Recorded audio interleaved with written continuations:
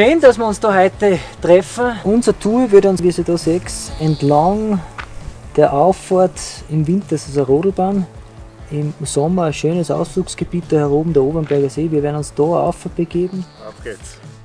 Also das ideale E-Mountainbike, wie gesagt, ist ein vollgefedertes Mountainbike mit einer hydraulischen Sattelstütze. Federgabel vorne, einen flexiblen Hinterbau. Wir fahren mit einem niedrigen Sattel los und sobald man schön im Tritt ist, stellen wir den Sattel hoch.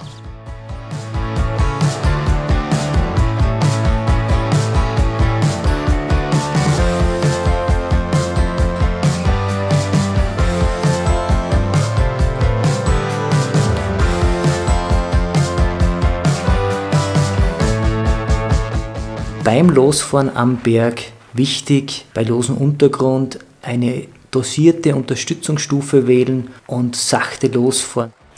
Um gewisse Passagen mit dem E-Bike zu überwinden, gibt es ein lässiges Feature, und zwar ist das eine Schiebehilfe. Mit dem Pfeil nach oben aktiviert man die.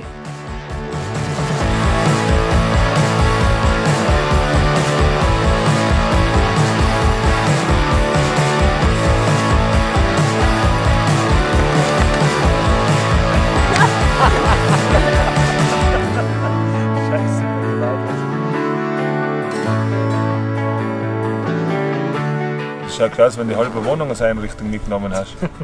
Manni, das Wichtigste, wenn dir der Strom ausgeht, eine Hundeleine, dass ich die abschleppen kann. Ja, ich hatte eigentlich ein neues Radl noch gegeben, wenn mir der Strom ausgeht. Und die hat es deine genommen. Und für deine Voreigenschaften nehmen wir noch ein Erste-Hilfe-Paket mit. Okay, das verstehe ich.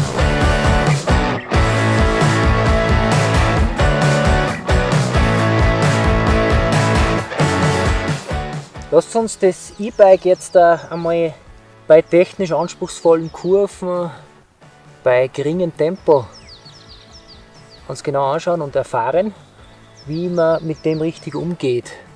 Da ist das Spiel mit der Bremse, dass man wirklich vor der Rückbremse einfach dosiert einsetzt mit dem Zeigefinger.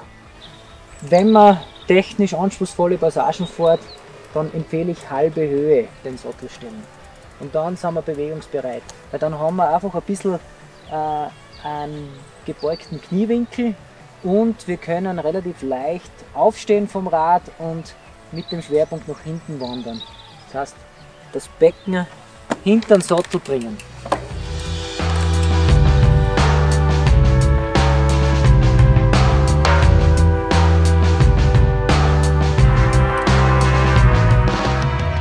Zum Runterfahren habe ich die stabile Position, einen guten Griff, 4 Finger am Lenker, den Zeigefinger an der Bremse.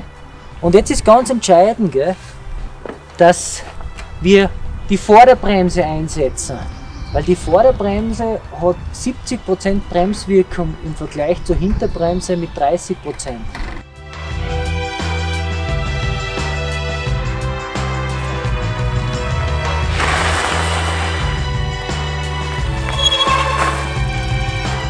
Gehen eigentlich mit der Sattelhöhe weiter nach unten, oder? Beim Neufahren. Verständlich. Der Sattel ist in tiefer Position, einfach aus dem Grund, dass ich nach hinten komme.